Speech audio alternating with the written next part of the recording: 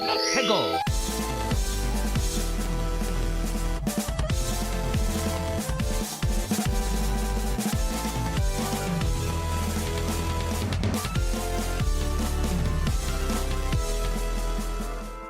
Hello and welcome back to another episode of Fair 64, the one-stop shop for video game news, occurrences, first impressions, and so much more.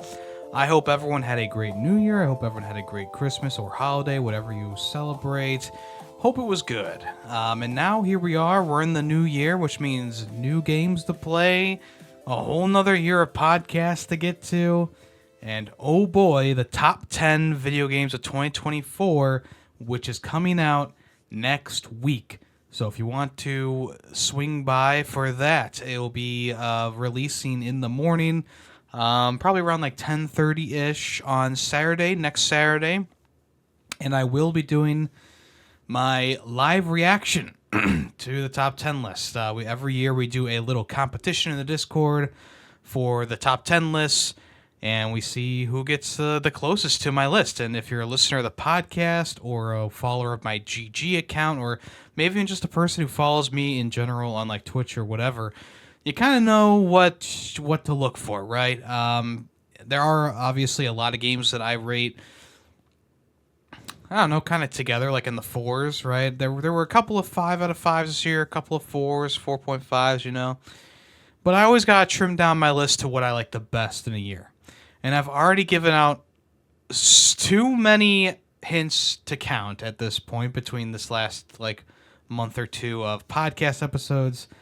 So if you're waiting for more hints inside the podcast episodes, I'm out. There are a couple things from last year that I am doing again this year. So everyone should have at least one game right on their lists. But I guess we'll find out. And I like to do this every year as well. I like to go over just kind of read through every single game that I played, and most of them I beat, some of them I didn't. But I just keep a comprehensive list on like a notepad on my computer. So starting from the top, going to the bottom. Prince of Persia: The Lost Crown, Phantom Abyss 1.0, Like a Dragon: Infinite Wealth, didn't finish that one. Silent Hill: The Short Message, Foam Stars, Helldivers 2, Skull and Bones, Mario vs. Donkey Kong, Balatro, Penny's Big Breakaway, didn't finish that one. Corpo Nation: The Sorting Process, Star Wars Dark Forces Remastered, Star Wars Battlefront Classic Collection, New Star GP, Rise of the Ronin, Crimson, Pepper Grinder, Bears in Space, Princess Peach Showtime, Banisher's Ghost of New Eden, Harold Halibut, Yellow Taxi Goes Vroom, Buckshot Roulette, Another Crab's Treasure, Stellar Blade, Rusty's Retirement, Animal Will, Little Kitty, Big City, Hades 2, Open Roads, Heading Out, Mullet Mad Jack, Arctic Eggs, Senua's Saga, Hellblade 2, X Defiant, Duck Detective, The Secret Salami, Nine Souls, didn't finish that one, Multiverses, Star Wars Hunters, Nightmare Card, Pool, Body Cam, didn't really play that one a lot. Willy's Wonderland the Game, Frog Monster, Still Wakes the Deep, Elden Ring, Shadow of the Earth Tree, Super Monkey Ball, Banana Rumble, Suicide Squad, Kill the Justice League, Chained Together, Angerfoot, Concord, the beta, I guess, Flock, Flintlock, the Siege of Dawn, didn't finish that one. Nintendo World Championships, NES Edition, EA Sports College Football 25, Conscript, Thank Goodness You're Here. SteamWorld Heist 2, EA Sports Madden, NFL 25, Black Myth Wukong, didn't finish that one, Star Wars Outlaws, didn't finish that one, Akimbot, didn't finish that one, Toyshire, didn't finish that one, Quidditch World Champions, Call of Duty Black Ops 6, Astrobot, 1,000 Times Resist, What the Car, Warhammer 40k Space Marine 2, The Plucky Squire, Aura History Untold, Parking Garage Rally Circuit, Gorble, Until Dawn Remake, Kill Knight, Silent Hill 2 Remake, didn't finish that one. Super Mario Party Jamboree, Call of Duty Black Ops 6, didn't I already have that on here? Oops. Mario and Luigi Brothership, Web Fishing, SpongeBob SquarePants The Patrick Star Game, Lego Horizon Adventures, Mouthwashing, Indiana Jones The Great Circle, I'm Your Beast, and Life is Strange Double Exposure rounded that one out. So, a lot of games played this past year. Obviously, there are much more from like my backlog that I played as well. I think we finished about 86 or so games on stream in general.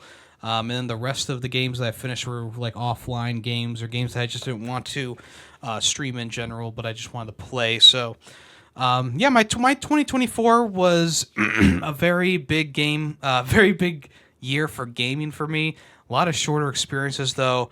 So that's why this year I'm focusing on longer experiences, trying to get the longer games off of my backlog that I have been playing or I have wanted to play or I played in the past and now I'm back in it. Like right now we're playing Red Dead Redemption 2 on stream. So there you go. So yeah, that's the gist of that. And like I said, the top 10 list will be out next week. That'll be the podcast episode for the week. If something crazy happens, I guess I'll upload like a separate podcast episode. But the top 10 list should be the only thing coming out next week, barring anything crazy happening. And then if you want to check out the Ferret Awards, we did a live show for that. The video is on my YouTube channel, much like this podcast usually is. And also the audio version is on Spotify and Apple Podcasts, etc. if you want to check that out. All right, what an opening. Let's go ahead and start this one off with what's in the news. All right, so the Switch 2, or whatever it's going to be called, a accessory maker called Genki Things, they uploaded like a video to like their YouTube channel or Twitter or whatever, showing off their products attached to the new Switch 2. And they showed off like this 3D render, a very well animated like show off of the controllers and the different things that they have made for the next Switch console. These renders also included like the new Switch 2 dock and the new Switch 2 controllers and the new renderings of how they attach and blah, blah, blah, blah, blah, right? There's all this stuff going on. And they went to a convention called CES, which we'll talk about a little bit later for PlayStation stuff.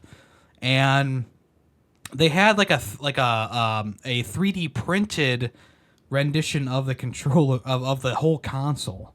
And now a lot of people are a bit skeptical about this, but there's also a lot of people who think that, like, yeah, this could be real. Like, if Nintendo sent them the specs for their console so they could start making products for it, like, of course, like, you know, this could be huge. So the main thing that people are talking about is the appearance of a C button. If you don't recall, back in the day, the C button, I'm thinking differently. But the people are saying it could be a cast button, like you could cast the Switch to your phone or your TV or whatever without the dock involved. That could be it. The C button could also just be like a button to unclamp the Switch controllers from the device itself. We're pretty confident that it's going to be magnetic. How the Switch Joy-Cons lock onto the Switch 2. People are pretty confident about that. They also showed off in their renderings that there's like some sort of like little camera, like mouse eyeball on there. People are expecting you can use the Switch Joy-Con as like a mouse for games like Civilization or something like that. A lot of crazy things. And it's possible that Nintendo gave them the instructions or the dimensions or whatever for the Switch 2 and said, hey, if you want to start working on your products, boom, here you go. It's possible they did that. Or they just grabbed these things off of like online databases and just kind of went for it. They did come out and say that because they originally were like, hey, we're showing off the Switch 2 at CES and you can come see it. You can come see like the dimension, what it looks like, and blah blah blah. And they had to backtrack on all their statements, and they were like, no, it's all fake. It's not the actual device. It's only based on leaked information. It's not the real thing. People are thinking, especially myself, is thinking that they probably got poked by Nintendo. because even Nintendo had to come out and put a statement out about this whole thing. And that's one of the crazier things about this is like Nintendo usually wouldn't say anything about a leak like this. Some renderings or a fake 3D printed version of it. But they did come out in a statement and said a game peripheral manufacturer unveiled a model of the successor to the Nintendo Switch, a home video console that Nintendo plans to announce within this fiscal year at a U.S. Consumer Electronics Trade Fair. In response to the spread of images and videos, Nintendo commented on the 9th that it was not official. Well, it doesn't need to be official to be real, right? I mean, these are obviously images and stuff that they've mocked up themselves from, Genki or whatever they're called. These could, once again, these could be things that Nintendo sent to manufacturers to be like, hey, if you could start making things. Then again, like these are third parties as well. I don't know if Nintendo really works with those third parties. They obviously make their own accessories and stuff for their devices, so I don't know if Nintendo would actually like send all this stuff to them. I mean, it's possible they maybe if they asked for it, like, hey, can we have the dimensions of the Switch 2 so we can start maybe prototyping some stuff together for it, maybe they would oblige, or maybe not. I don't know. It's hard to say. The one thing that I do know is that these renderings and this 3D printed model seem like, I mean, they just look right. You know what I'm saying? Like they just look right. The 3D rendering for the console is like a jet black kind of design with one controller being having blue underneath the joystick and one controller having orange or red underneath the joystick, which looks really sleek. And when you disconnect them, there's like blue for the one side and red for the one side on the connectors. I just think that's a very sleek design. But once again, it could not be real at all. It could all just be, hey, this is what we want. This is what we're thinking up. This is what we thought it was going to look like. But with it being so close to the end of the fiscal year, I mean, Nintendo has to be coming out with some sort of video or something in the near future. There's no way that Nintendo is going to sit on this until the end of March. That just doesn't make any sense. And Nintendo even updated their Twitter. Like their banner is now Mario pointing at nothing. He's just sitting there and he's pointing at nothing. So now it's like, is it coming soon? Is it coming this week? Is it coming tomorrow? Is it coming next week? Like, I should say, I'm very interested in seeing what they've cooked up and how similar this 3D render and 3D printed device is going to be to the actual device. And I think that it's interesting to look at this stuff, but of course take it with a grain of salt because anyone can mock up anything. It's not too hard to put in the specs into your 3D printer and print something out, or make a 3D graphic in like your Adobes and whatnots out there. So it's possible that all this stuff is fake and there's not, and none of this is going to be right. Or it's possible that because Nintendo didn't expressly say that this was not the real thing, they just said it's not official. So it's possible that they did send out some information for the Switch so that third-party manufacturers can maybe get starting on working on things, but the information is obviously limited for them, but they just kind of piece things together. We'll find out. It's an interesting time, though. It's an interesting time. Maybe by next week, we'll have a Nintendo Switch 2 reveal. There'll be a new 3D Mario game on the way, and they'll announce that Metroid Prime 4 is the launch title for the system, and we'll go from there. People are thinking that it will be revealed in the coming weeks, and that it's going to come out sometime in summer, which makes sense, but once again, grain of salt time. Grain of salt time as usual. All right, moving on. Tencent, who has many stakes in various U.S. companies and, obviously a lot of things in China as well.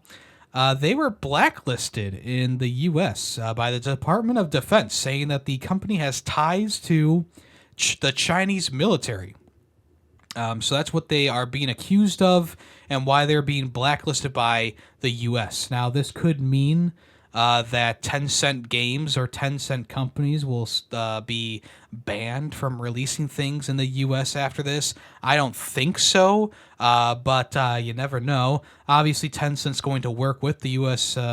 Government to try and iron out what happened. But Tencent did talk to The Verge. They said, unlike sanctions or export controls, this listing has no impact on our business. We will nonetheless work with the Department of Defense to address any misunderstanding. So if you don't know, Tencent does own a lot of groups, including Grinding Gear Games, Sumo Group. They also own Riot Games, which they are the ones behind League of Legends. Tencent also has a majority stake in Techland and Fat Shark, who worked on Warhammer 40k Darktide. They also have sizable stakes in Don't Nod, Shift Up, Epic Games, Bloober Team, From Software, Remedy Entertainment, and more. So we'll see what happens, what becomes of this.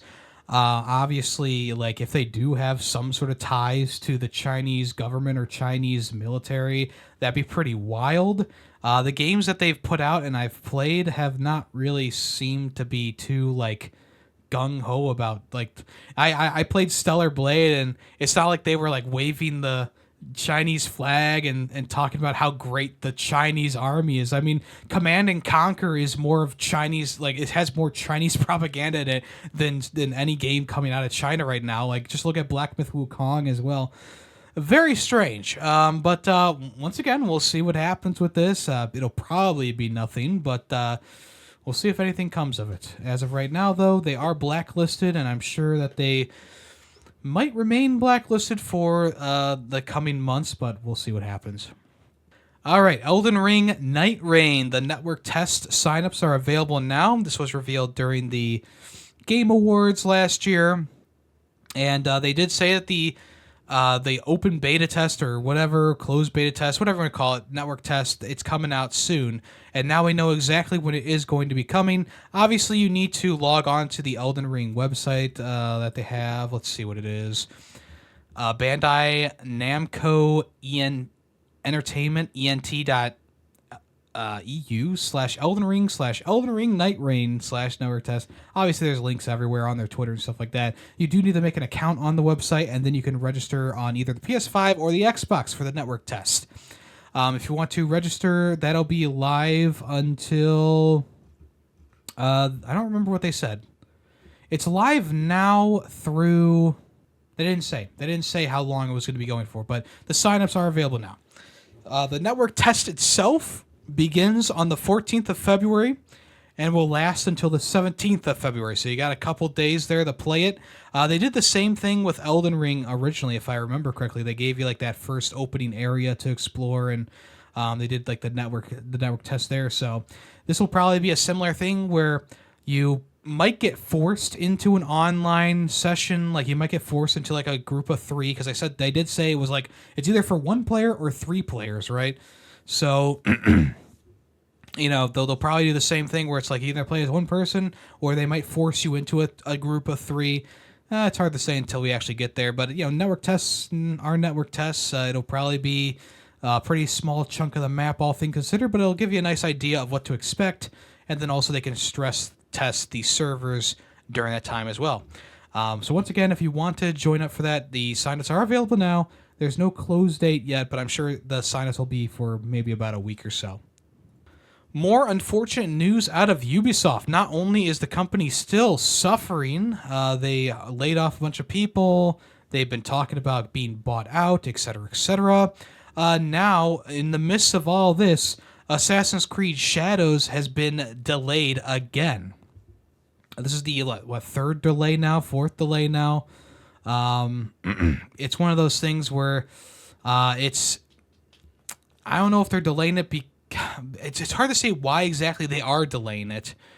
It is one of those things where it's like, well, is it technical issues? Are they redesigning things? Obviously, they've been talking about player feedback a lot, so it's like, Well, what did you? I mean, if you're listening to the feedback on Twitter, are you changing the race of the main character, like, or one of the main characters? It's hard to say exactly what they're doing. We did know that people did point out, like, hey, there was, what was the word for it? There are things that aren't supposed to be there in that time period, anachronistic things, like a flag that's actually for a recreation group that's a present day thing, or, just like the wrong, the wrong banner out of place in this world, or some of the buildings. I also believe people mentioned that some of the buildings were even anachronistic as well. So maybe they're fixing that stuff, which would require some redesign and stuff like that, not just a simple update. Let's read the statement from Assassin's Creed here. They said, "Dear players, we want to extend our heartfelt thanks to our incredible fans and dedicated teams for your unwavering support since the announcement in September to further refine and polish Assassin's Creed Shadows. Since November, we've been thrilled to share our progress through gameplay overviews, and the overwhelming excitement has truly inspired us. Each week has brought valuable feedback from our community. While we've already made remarkable strides, we believe a few additional weeks are needed to implement the feedback and ensure that even more ambitious and engaging day one experience. Accordingly, the new release date is March 20th, 2025. We remain committed to delivering a high-quality, immersive experience fostered by ongoing dialogue between our players and development teams. We know you're eager to learn more about Assassin's Creed Shadows, and we're excited to share more updates in the future. They'll be coming soon." So, I mean, a pretty blanket statement there, obviously. At this point, I just hope that the game comes out and it doesn't run as poorly as Star Wars Outlaws or, and any other Ubisoft game day one. Seems to always have a little bit of trouble getting started, but then they fix it. And hopefully this extra development time means, like, hey, we're not going to release a broken game or a buggy game or whatever. It'll be working on day one. I would hope so. Because I'm still excited for this game. I still want it. I do still have it pre-ordered, and obviously the date has changed a couple times, but my pre-order still stands. And I know a lot of people are like, "Oh, don't pre-order games. Don't pre-order." It doesn't matter to me. It doesn't matter to me at all. But this is going to be one of the biggest launches of the year, next to Grand Theft Auto 6 and all those other big games. But this will be one of the biggest launches. It's the first Assassin's Creed game since Mirage, which I know wasn't that long ago, but it is the first massive open world game that we've had from Assassin's Creed since Valhalla. And people do have their criticisms about that game being a bit too bloated, being a bit too big, the story of the Assassin's Creed being kind of muddied in there. So we'll see what happens with this game. I always have some hope going into an Assassin's Creed game, because most Assassin's Creed games, even in the time when I wasn't super enjoying them, still are fun experiences, assassin experiences, combat experiences. But we'll see what happens. So at this point, Assassin's Creed Shadows delayed till March 20th, and we'll go from there. Some disappointing news for Transformers fans. A game called Transformers Reactivate was canceled 2 years after the reveal at the Game Awards in 2022. I don't really remember much from the trailer, but I do remember it was a CG trailer. They kind of showed a Transformer. I think it was Bumblebee. Or it was at least supposed to be Bumblebee or something like that. And they said the game was going to be coming in 2023. Obviously, that never happened. And now the developer, Splash Damage, has decided to cancel the project. Let's read their statement from the studio here. Today, we have some very difficult news to share. The decision has been made to end development of Transformers Reactivate. This means we will be scaling down to refocus our efforts on other projects. Unfortunately, despite every effort, a number of roles across the studio are now potentially at risk of redundancy. This decision did not come lightly, and is a difficult time for the studio and our people. We want to take a moment to thank the team who worked on Transformers and their dedication and passion. Hasbro was an incredible and supportive partner throughout, and we hope to work with them again. To many fans, your excitement and support helped keep us going. While not being able to see the game through to release is painful, having to say goodbye to friends and colleagues hurts even more.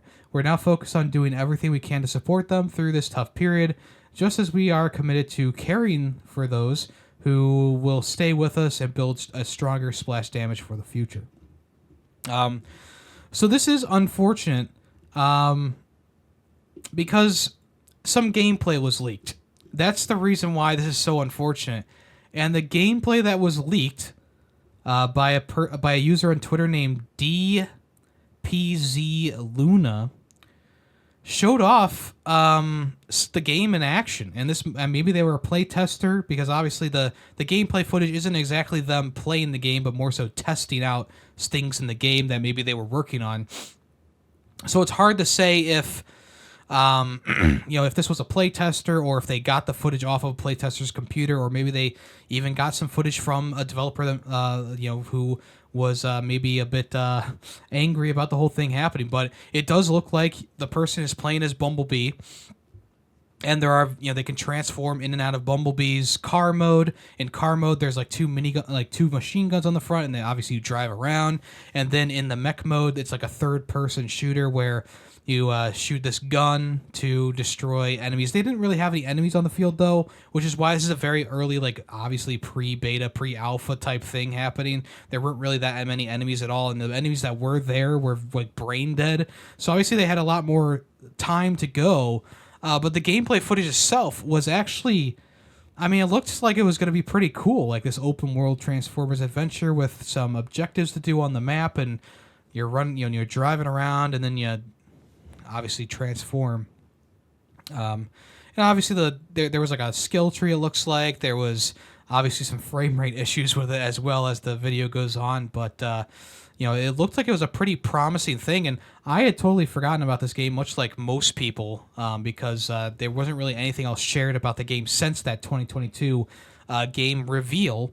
But it is unfortunate to hear that this project is being shut down, and even more unfortunate is the fact that it actually looked like it was going to be a pretty fun Transformers game, possibly co-op, possibly have a bunch of different bots to use, much like Transformers Devastation, except obviously a bit more realistic graphics there. But and it was confirmed to be being made in Unreal Engine 5, so probably would have looked pretty good too. But there you go. That is that. We are getting another Xbox Developer Direct this year, and this time for 2025, we're getting ID Software, Compulsion Games, Sandfall Interactive, and a mystery guest. Obviously, South of Midnight is going to be shown off from Compulsion. That is a game that it's based on that New Orleans Cajun kind of culture there. ID Software, the Doom guy is in the picture on this website, so it's it's going to be Doom Dark Ages. And then the game from Sandfall Interactive, I feel like, is that Dune game, a Dune Awakening coming from Xbox, or is it something else? I forget. Doesn't really matter. Something called Expedition 33 is coming from that studio. But I'm actually pretty excited for this. The last one was pretty good, and we'll see what the special guest is for this one. Maybe it's Guitar Hero. Obviously that's it's obviously wishing, but. We'll see what this Devolver Direct has in store for us. I do want to see more from at least that South of Midnight game, and obviously seeing some gameplay footage from the Dark Ages, Doom Dark Ages, would be pretty cool. Maybe we'll get a release date for that as well. But that's going to be scheduled for the 23rd of January at 1 p.m. If you want to check that out, 1 p.m. January 23rd. 10 a.m. Pacific time, 6 p.m. GMT, if you want to check that out. Speaking of Guitar Hero, there's a new Guitar Hero controller coming for the Wii this year. So this is based off of the Guitar Hero 3 Wii controller design. They did state that they are using the same mold, but putting the new stuff into it. Now, I'm not a huge fan of how cheap the neck and the neck to above looks on this controller. And I don't know why they're making a Wii version of the controller. Maybe because a lot of people still have the Wii version of Guitar Hero and Rock Band that would be used for this.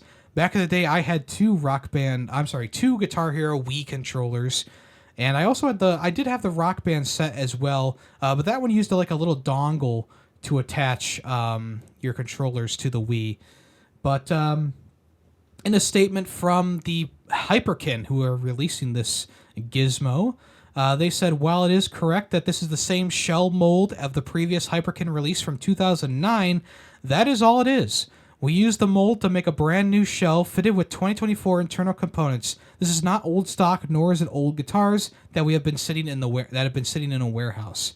Obviously, they had a more detailed statement on the website itself. This one might be a cheaper option for people who maybe didn't want to get the that guitar controller that came out last year. This one's supposedly going to cost about $100. So, we'll see how it is. Obviously, I'm more of a fan of the older, clickier guitar controllers. The new ones that don't click don't feel right to me because obviously I grew up with the old clicky guitar controllers. From the neck down, it doesn't look too bad. It's got the buttons that you want. It's got everything you need there. It's got the slot for the Wii remote. But from the neck up, it just looks very cheap. Like the buttons don't look amazing from the screenshots that they showed, and the stock as well. It just doesn't really look that great. So I don't know.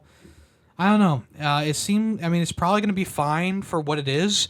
I just don't see a lot of people using this. Obviously, they probably have some sort of integration in here so you can use it on your PC, because I think that's a very niche market to do a Wii only guitar controller.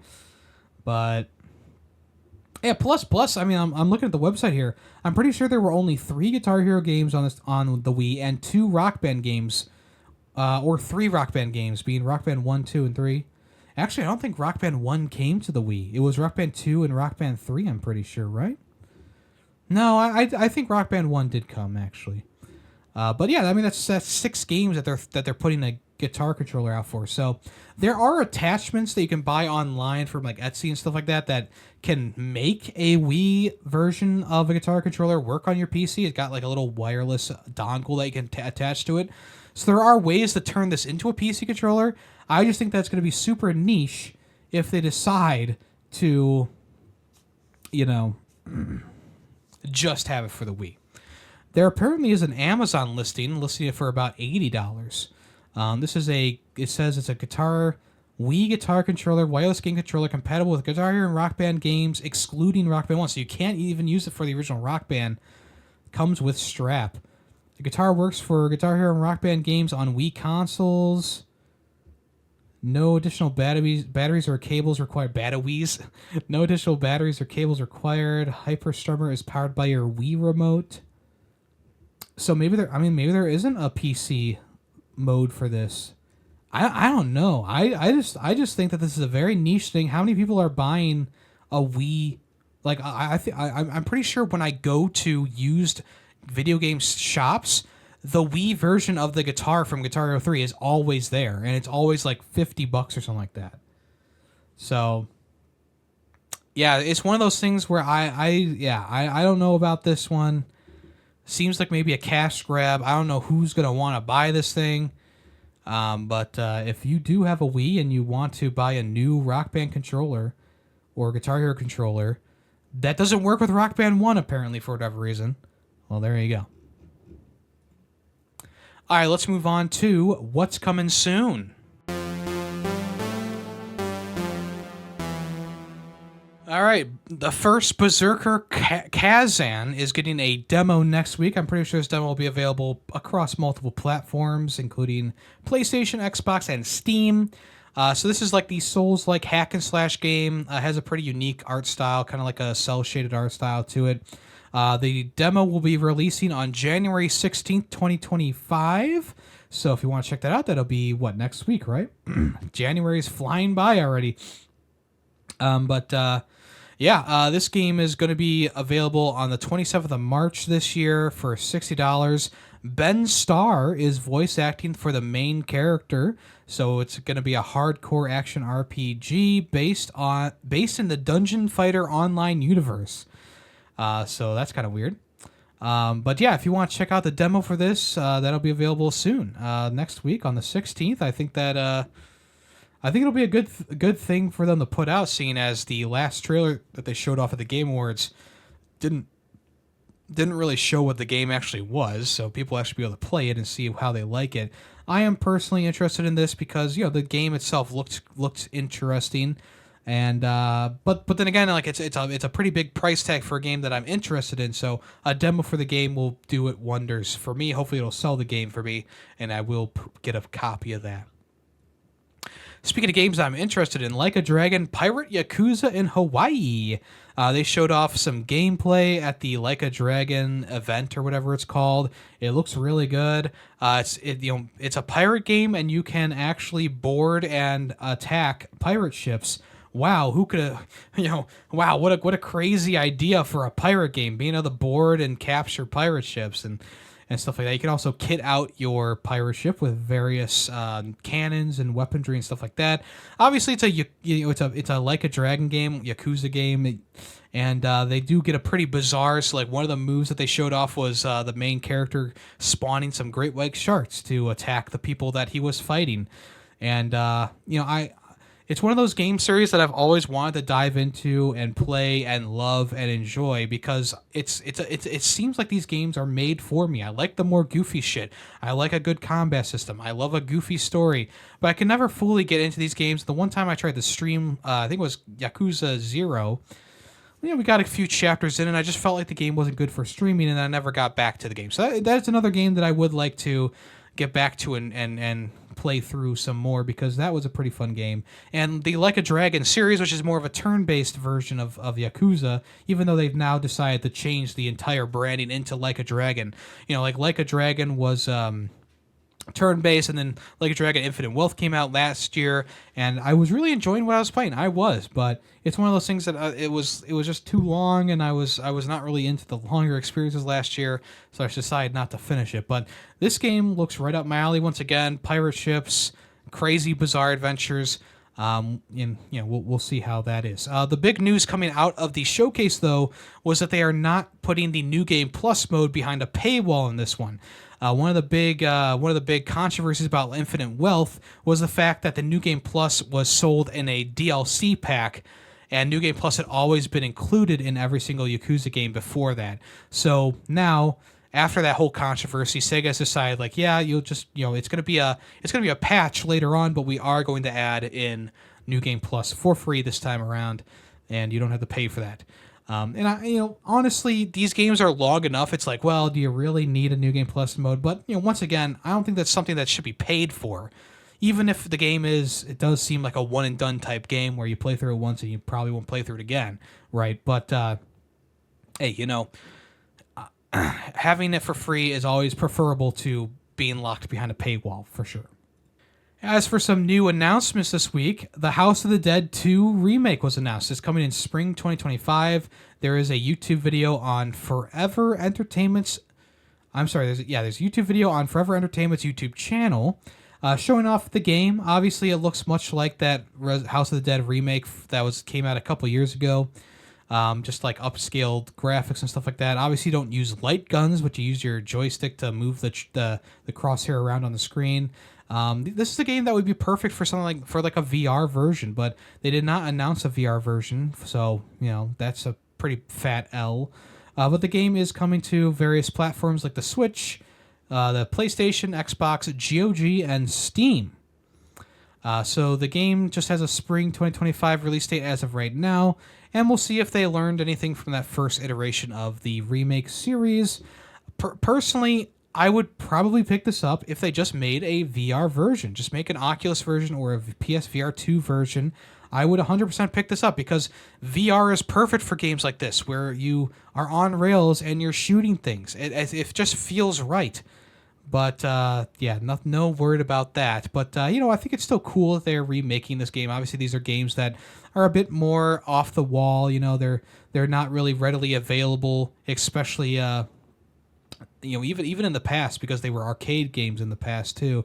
They did come to home consoles, of course, but obviously you want to buy you want to play the the original version on the arcades. So anyway, that is coming soon in spring 2025.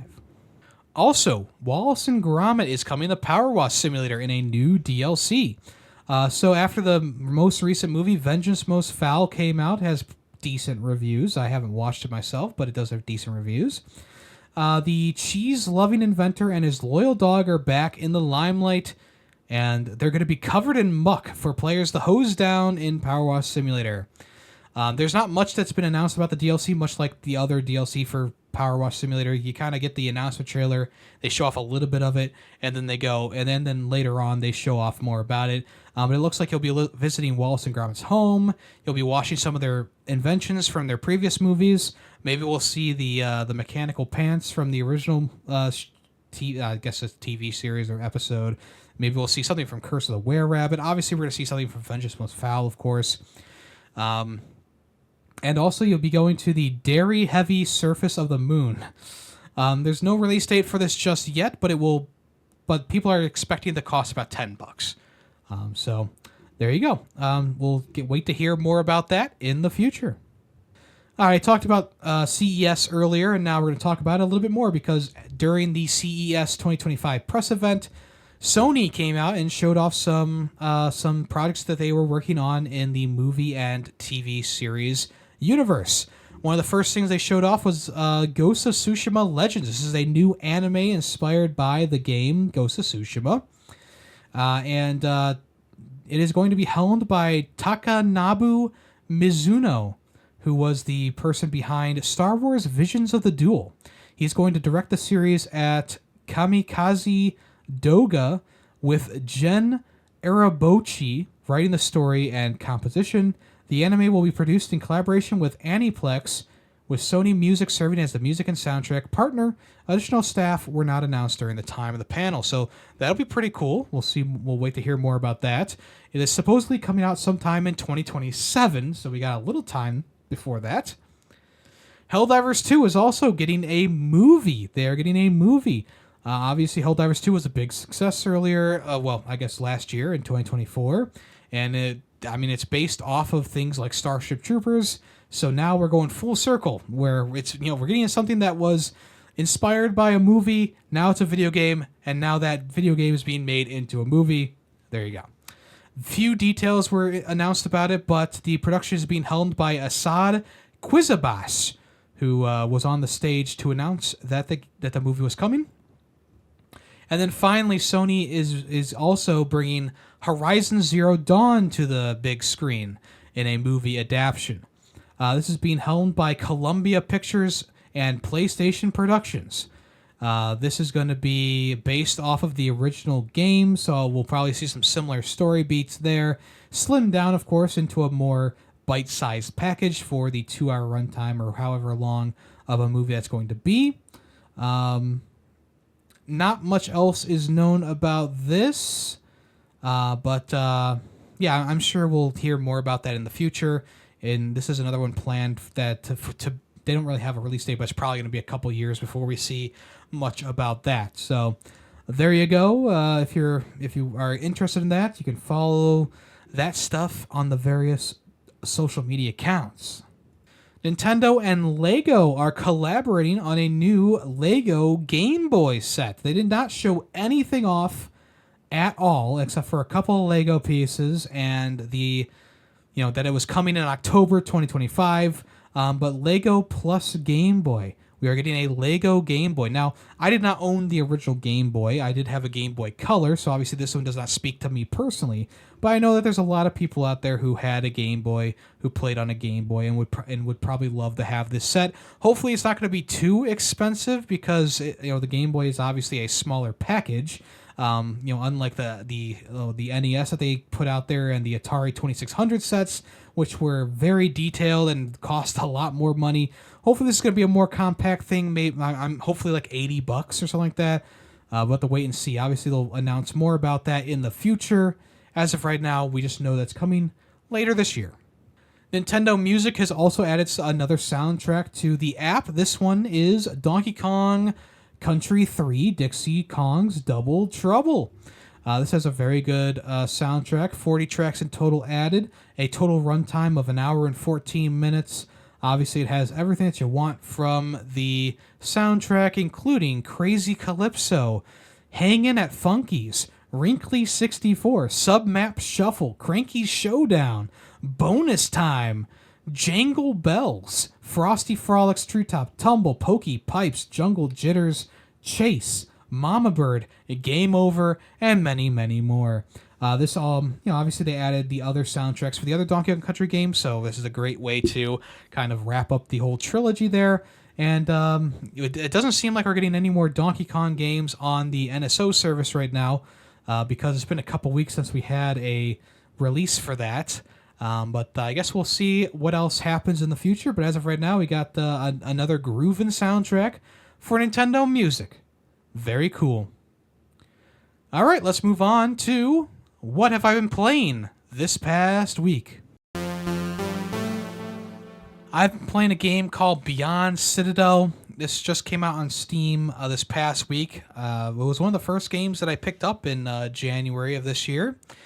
And I did not know this going into it, but it's a bit NSFW in a couple different ways. I'm not embarrassed to admit that I bought a NSFW game. Obviously, it's not as embarrassing as buying a...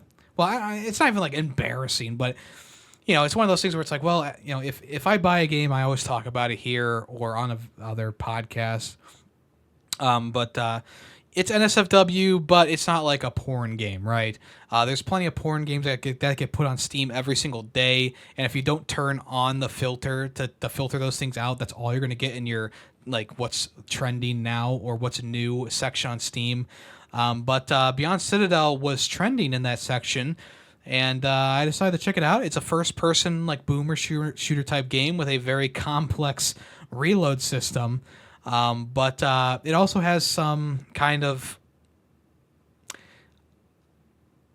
It has some... It doesn't... I mean... It has some stuff in there that's going to make you perk up. I'll say that. Obviously, one of the first things you're going to notice once you start up the game, it's very anime-inspired. The character designs, all the characters are like anime girls, anime waifus, whatever you want to call them. Even the enemies, you shoot off their helmet, and it's an anime girl underneath, doing like the what's it called, the ahigo face or whatever you want to say. When it almost feels like a fetish game, because when you shoot one of the enemies, and let's say that their helmet does come off and they have a giant chunk of their face missing from your shotgun blast going through their face, they're doing that like orgasm face, right? And it's just so it's got to be part of a fetish, because it's every single enemy is just an anime girl underneath who is doing the orgasm face, right? And the death screens in this game are also very fetishy, if that's the right word.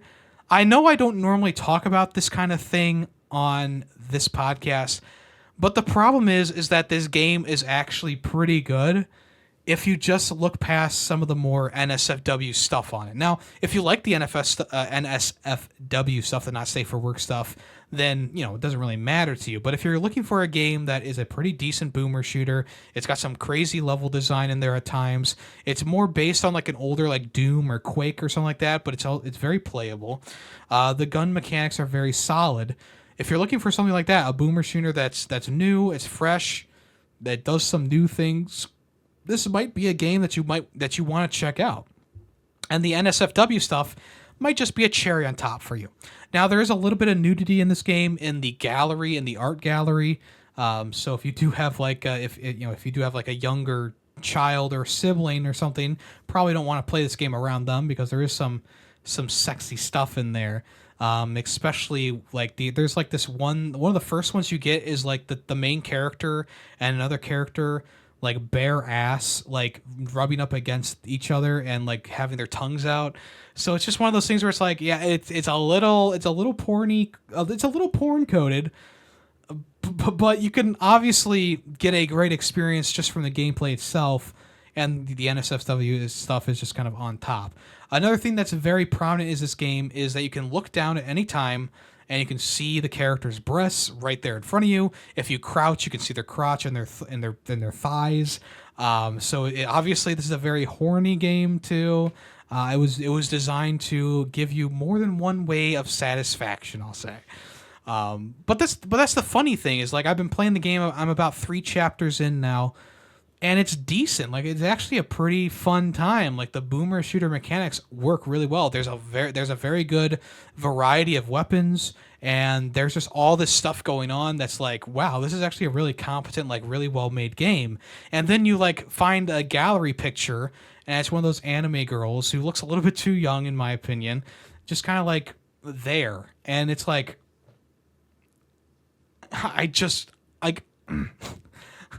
Like, I'm not gonna hate on you if you like that sort of thing, obviously, but it's one of those things that's just like, that's not really what I'm looking for when I play a game like this. Like, obviously, I don't mind when, like, you look down and you see the boobs on your character. Like, it's not a bad thing, but it's just one of those things where it's like, it's just a bit jarring, especially when you're expecting like a normal piece of gallery artwork and it ends up being like full frontal nudity or whatever, you know. It's just a bit jarring, especially when you're playing through the game normally. You're shooting all these all these enemies, and they're exploding and blood's going everywhere, and they're being ripped apart and they're bleeding out and they're crying on the ground, and you're going through all this thing, and then you find the Easter egg, the upgrade thing or whatever, and there's just like this sexy drawing of a girl, of a woman there, or there's statues that are like literally like bare chested statues and stuff. There's like these NPCs you can talk to that are very much like scantily clad. Obviously you can find more armor in the game, but it feels like the more armor you find, the more revealing your outfit gets. It's just one of those games. It's so funny because the mechanics are there, they're solid, they work so well, and then they also have all this like horny hentai stuff going on as well. So it's a bit awkward to play if you're not like super into that sort of thing. And even if you are, it can be a bit overwhelming at times, because it's like, yeah, sure. I mean, I don't mind a sexy anime girl here or there, like whatever. But the problem is that it comes with all this other baggage on it, where it's like, oh, well, now here's this fetish that of like the anime girl dying, and she's doing the orgasm face. I'm not gonna say a hego again because I can't say it right.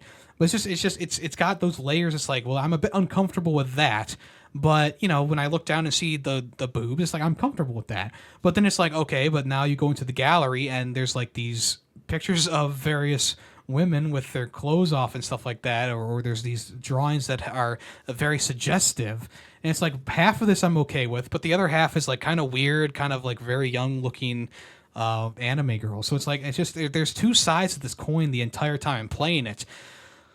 Which leads me back to the only time that there's not two sides to a coin is the gameplay itself. I think it's a very, very good, fast-paced boomer shooter. Plenty of weapon variety, from pistols to repeating rifles, shotguns, rocket launchers, miniguns, etc., etc. You get all this stuff. The game isn't like super difficult, but it does get a bit more difficult, especially during the boss fights for the game. Obviously there's enemies and stuff like that can be a bit annoying to deal with, like the ones that explode or the minigun turrets that just kind of have a lot of armor. But for the most part, it's a very, very fast-paced and fun game to play. And then also the reload system is kind of confusing at first. You got to press reload a couple times. You know, you got to eject the mag, and then you have to like hold down reload to fill the clip with bullets, and then you load it in by pressing the reload button again, and then you have to press the reload button again to cock it. You know, there's a lot going on there. I turned that stuff off, though. I will be honest. I turned all that off. I got the basic reloads where you reload as fast as you can press the R button in like a shotgun form or repeater rifle form. Pistol just reloads in one click, clack. The game also has a gun jamming mechanic, which is very annoying. I turned that off as well. It was just too annoying. This is not a game that's going to be on like a top 10 list for me. Maybe not even like a top 50 list probably for this year. So I don't feel too bad turning off these settings that are just super annoying. But the game has been a fun time with those things turned off, because when they were turned on, obviously if you want that stuff, go for it. If you don't, it's very annoying, and I'm so glad that I can turn it off and just go through the game a little bit easier, not having to worry about guns jamming and degradation of guns and whatever. So that is nice to be that has that quality of life stuff where you can turn it off, because that was getting a bit annoying, obviously. So yeah, if you want to check it out, it's a pretty cheap game. All things considered, I think it was like $15, not even. It has a nice pixel art style. It's got some impressive gore in there, even though it's a bit weird. And it's also got some really fun gameplay. But you could be turned off by the NSFW stuff that's in this game. I didn't go into it really knowing that there was this much going on. Like, sure, the gameplay footage and stuff like that looks, I mean, it's got some hints in there, obviously, but I didn't really pick up on it. But that's the thing. I don't think it's like a bad game for that. I just think it could be a bit jarring, a bit like, oh wow, what the hell, like kind of like that. And there definitely is some horniness in here, some fetishizing of things in there that you might find uncomfortable. So that's just my big like disclaimer. Like, it's good. Asterix. It's got some weird stuff in there. So just go into it knowing that. Another game that I've been playing this past week is called Cruel. This one came out on, I think it was Thursday. This is a fast-paced first-person shooter, kind of like a boomer shooter, but it's kind of like a hallway. You kick down the door and kill the enemies inside, move to the next room kind of thing. It's got roguelite elements to it, so you level up as you go through the various hallways, and obviously, if you die, you have to reset. You have to restart everything. It is a pretty brutal game. The name of the game is Cruel for a reason, because it is a very hardcore game, and there is not a lot going on per se, but it's got just enough in there to make it a pretty interesting experience. Obviously, it's a brutal, like pixel art inspired kind of game. You have like a pistol to start off with, and you can pick up like bats and axes and swipe at people with those things. Then you can also pick up shotguns later on, and et cetera, et cetera. It very much reminds me of things like Angerfoot and Mullet Mad Jack from last year. Obviously, those were two very fast-paced first-person shooters. You knock down a door, kill everything inside, move on to the next room. It's very much the same as that, except it's got a more gritty kind of atmosphere to it. It's very much a gritty game. You're going through like this rundown like apartment building. There's a fire following you. You got a headshot cultist in the head, or you can kill them in 3 shots as well. Obviously, it's one of those games where you need to also really think about your ammo consumption, because you can run out of ammo pretty fast if you don't pick it up, or if you don't, if you're just not thinking about it, you're just shooting everything with the body shots. And it can be pretty tough. I have not beaten the game yet. I have not beaten a run in the game yet. I think there's like 10 floors you need to go through, and I've only gotten the floor 4 out of 10. So it is a very difficult game, and obviously it's got a bit of RNG in there with the upgrade system. One of the things that you do in the game is to regain health, you drink a soda. But you can also hang on to a soda and give it to the dog in the scene transition, in the level transition. So if you give it to the dog in the scene transition, he'll drink it, and it'll give you a choice of one or the other upgrades, and they can be stuff like faster reload, or more powerful kick attack, or whatever, stuff like that. There's also a chance thing in the game as well. You go into the bathroom, and there's a guy in the bathroom stall, and you knock on it, and he'll either like shoot you or whatever, or he'll give you a free soda can, and it's like a 50-50 chance. So that can be a lifesaver, or it can be a run ender, either one. But it's got a very high intensity soundtrack to it. It's obviously a very fast game, so you're running through this thing, you're trying to get as many headshots as you can while going through it. It's only like $10 on Steam as well, so it's one of those indie games that I think is going to maybe go a bit under the radar, but it's going to be a very fun one. And once I finally get through one round of it, I'll talk about it a bit more. But as of right now, it's a fun game. It's cruel as all hell. It's hardcore. It's kind of like people are describing it as like a first-person version of Hotline Miami, which I can kind of see, but it's not like one hit and you're dead kind of thing, and you do have a health bar at least. But it's kind of that same way, where it's a very fast-paced, like, kill everyone, move on type game. So I would suggest checking this one out if you like these fast, high adrenaline games. This one obviously requires a bit more skill because you need to do headshots and you need to, really pay attention to your surroundings. Unlike Angerfoot or Mullet Mad Jack, where it's very much like a straight shot, it definitely is more of like an intense experience because you are going around a corner and you got to make sure that you line up this headshot perfectly or you're going to get hit or something else is going to attack you or they're going to be able to get the edge on you. So it's a tough one, but it's pretty fun so far. Here's some other games that I've played this past week. I'm not going to go too far in depth with them. One of the first games I played was Santa Rockstar HD. This game came to I don't even know, came to Steam probably a couple years ago, but it was on sale for like 49 cents. And it's compatible with your Guitar Hero controller. So if you have a Guitar Hero controller, you can plug it into your computer and you can play these these rock and roll heavy kind of versions of Christmas songs. And it's actually pretty competent for what it's worth. Obviously there's some things that I don't really work that well in it because it is at the end of the day a kind of like a Guitar Hero ripoff. But it's actually quite entertaining for what it's worth, and it's actually unironically the soundtrack kind of slaps as well. There's some things that don't work, like I said. It seems like when you're doing strings of notes, sometimes it won't register the notes especially if you're going from like one note to two notes, it doesn't want to register that sometimes. Also, activating star power, you need your bar to be all the way filled up. You can't just activate it at any time after you get like the halfway mark, which is kind of annoying. Also, they didn't really make the songs difficult per se.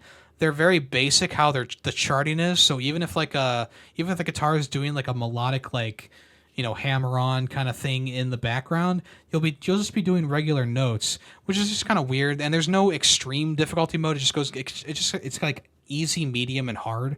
So there's no way to get to that kind of thing. I do feel like if they did have that, like the ascending hammer-ons or something like that, it wouldn't work very well anyway. So maybe it's more of a blessing that kind of stuff isn't in the game. But in terms of like a Guitar Hero ripoff or a Rock Band ripoff, it's not that bad. It's actually pretty fun. It does seem to use like the Rock Band engine as like a base because the notes are rectangle and they come at you. But the rest of the UI is actually pretty unique. It's actually pretty nice looking. Obviously the background stuff isn't too crazy. There's you have Santa, this like buff version of Santa, and really all he does is rock back and forth. Do head banging. And you have like a reindeer on the drums who just does kind of the same thing over and over again. And you have a reindeer on the backup guitar or rhythm guitar, whatever you want to call it. He kind of does the same stuff. And yeah, it's not crazy by any means, but it is a fun time for what it's worth, which is 49 cents apparently. So maybe check that one out if it's on sale. I don't think it's too much money either way, but I thought it was pretty competent, pretty well done for what it is. Another game that I played was the Stanley Parable Ultra Deluxe. Now, I did play the Stanley Parable back in the day on Steam, and it's a very interesting game, multiple endings and all that, very, very fun. I love the narrator. I love the different gags that they put into the game. I never played the Ultra Deluxe version, though, and this version adds a lot of new content into the game. Now, it's not a lot, and honestly, the up-res of the graphics doesn't look amazing, but the new stuff that they did add was really good. And I'm not going to go into spoilers or anything like that, but there's a lot of gags that kind of build on top of each other with each ending of the game that you get, which is how the original game worked too. But this one's a little bit more crazy, I would say. I really enjoyed what the developer did, adding on to this game, giving us something new while also keeping it feeling like it's like familiar. So if it's free on PlayStation Plus right now if you want to check it out. Stanley Parable Ultra Deluxe. I gave it a 4.5 out of 5. It's a very good experience. The reason I didn't give it a 5 out of 5 is because I think the new the up-res of the graphics doesn't look great in my opinion. The game itself never looked amazing. It kind of looked like a Gary's Mod thing. But this up-res of the graphics just kind of makes it look a bit weird in my opinion. I don't know how to exactly to describe it. It just doesn't look great. But if that's the only problem, The rest of the game is great. It's got some fun gags in there. It's got some fun stuff to do. Obviously, you have all the base endings of the game, as well as all the new stuff that they've added in there. They've also added trophy support, so there's a bunch of trophies you can check out and try to do. One of the trophies is a speedrun trophy, which seems nigh impossible. The other one is play the game throughout the entirety of Tuesday, which means you need to leave your console on for 24 hours from Monday night into Tuesday night. So that's pretty crazy. Not sure about that one, Stan, but there you go. But yeah, I would. I mean, even just without the trophies or whatever, the game itself is very good, and I think that it's a game that really anyone could enjoy. So maybe check that out if you so desire. I also played a game called Turmoil, and this game was also free on Epic Store maybe about a week ago or so at this point. And I didn't think that I was going to like this game. I didn't think I was going to keep playing it, but once I got into it, I did get a bit addicted. I played it for 3 hours straight the other night. It's so what is this game? It's a game where you play as an oil tycoon, and you buy land from an auctioneer, and you drill for oil essentially. And it's kind of got that randomness factor where you buy a plot of land and there might only be 3 pockets of oil. Or you buy a piece of land and there's several pockets of oil, right? And there's upgrades to purchase with your money. And there's also you need to buy the bonds from the mayor because he's retiring, and you need to have at least 50% of the bonds at the end of the game in order to win. So there's all these different layers going on. You have to have the guy find where the pocket is. You need to set up an oil derrick. You got to drill down. If there's a rock in the way, you got to equip you have to buy the rock crusher, and you got to go through the rock. And then not only that, you need to transport it with your horse and buggies to one of the 2 places to sell it. And their prices fluctuate, so you need to also worry about should I send my horse and buggies over to the 60 cents per gallon, or should I go over to the 60% the 50%, but it's going up, So there's a lot of strategy in there, of course. It does get a bit repetitive, though, especially once you get the... there's this one that's like a sonar blast, and it takes away parts of the map. And that was a very overpowered thing. You could literally blast the entire map apart, and you could find the oil real quickly. So it did get a bit repetitive later on. There's 4 areas that you buy land on, and each one of them kind of has its own new thing to it. So it started out pretty basic. Then they add rocks in the second area.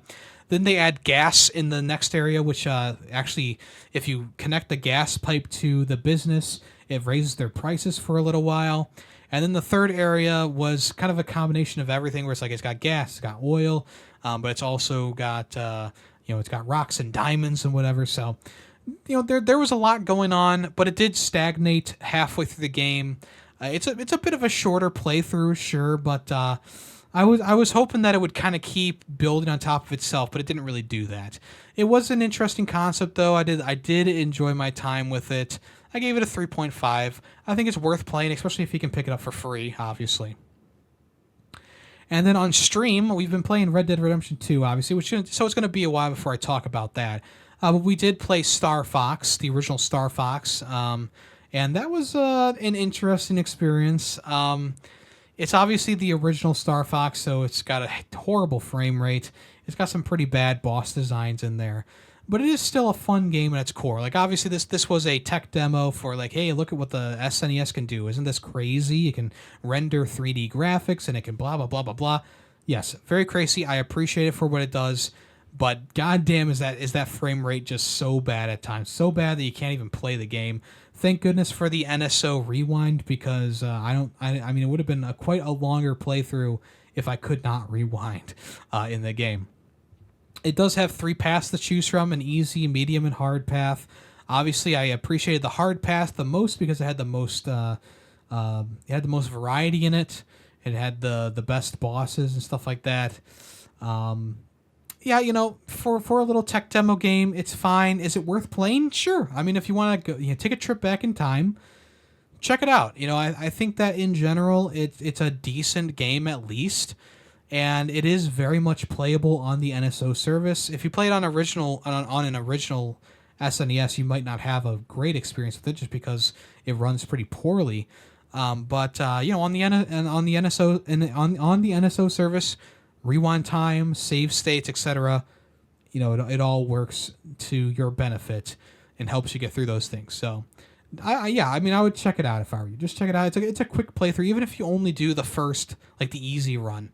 It's a quick playthrough. It's not too bad at all. So and also the soundtrack is really good in the game too. It has a very, very good soundtrack to it. And that's it. That's it for today, folks. I know this is a bit shorter than usual, but I am still a little bit sick. I got a little bit of that cough still, so I don't want to talk too much and wear out my voice. It's already kind of getting worn out. But next week, we should have more to talk about. I think that Dynasty Warriors Origins game comes out next week on the 16th, I believe. So should be talking about that. I might try out the that demo for that game I was talking about earlier as well. So we should have some more stuff to talk about and maybe some games finished on stream. If you want to check out my streams, it's Monday, Tuesday, Thursday, and Saturday on Twitch, twitch.tv/YemmyTheFerret. Would appreciate you swinging by, saying hello. Also have the Discord. Excuse me. Also have the Discord down in the description below as well on YouTube and stuff like that. If you want to join the community, we have lots of conversations, not only about video games, but NFL, football, books, TV shows, movies, etc. It's all there. You can also keep up with my life and what's going on there. Also, I have a Yemmy the Ferret VODs channel where it's just all the streams uploaded onto YouTube if you want to check them out there. And then I also have the Ferret Football channel where I recap the various football games from the week, NFL football games. Coming up is the wild card weekend. Should be pretty interesting. Last week's episode for Week 18 football is available now if you want to check that out. All right, let's go ahead and do the song of the day. If you know the song's name and the game that it came from, let me know in the comments below, and I'll give you a heart and a congratulations. And if you want to, you can come over to the Discord as well and comment in the Ferret64 section what the game name and the game's what the song name is and the game that came from is, and I will give you a super reaction, and you will get the admiration of your peers. Let's go ahead and listen to what today's song is right now.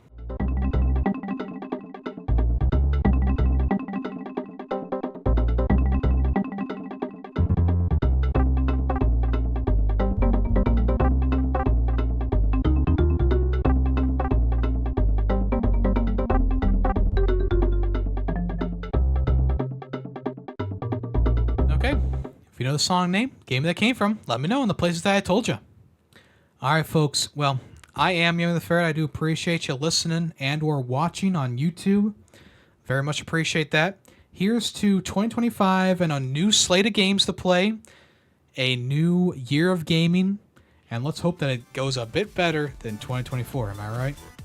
Appreciate you all for listening, though. Have a great rest of your week and or day and or weekend. I'm Yemmy the Ferret, and I'm out of here. So long. The Ferret64 podcast is owned and edited by Yemmy the Ferret. Small sound clips used throughout the podcast were made by Yemmy the Ferret. The song in the intro and outro is Nightshade by Adhesive Wombat. The Ferret64 logo was made by Player2P2. News sources include PushSquare.com, NintendoLife.com, and PureXbox.com. All opinions, video game related, are my own. Thank you for listening.